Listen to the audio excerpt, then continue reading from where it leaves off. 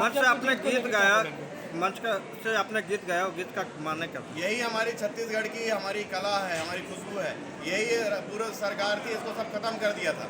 इसलिए हम भी एक बार ऐसे जब हम गाए थे तो उन्होंने कहा एक बड़ी खबर में चलाई थी दीवार वालों के साथ डांस कर रहे हैं, तो उन्हें मैंने कड़े आपत्ति लगाई थी। जो हमारी छत्तीसगढ़ की जो हमारी बहन बेटी है, हमारी जो यहाँ के कलाकार हैं, हम उनके साथ हमारी छत्तीसगढ़ की सरकार, ये हमारी संस्कृति है। आदिवासी में कुछ नहीं, आप देखेंगे 2 लाइन आपको भी करवा सुनाता हूँ, ठीक है। हाय रे हाय गा तेंदू पाना टोरेल जाबो डोंगरी माया, हाय रे हाय जमारा डोंगरी माया। ये हमारी संस्कृति है, ये आदिवासियों की पहचान है। ये पुराना सरकार हमारा पूरी तरह से विलुप्त कर दिया था, समाप्त कर दिया था।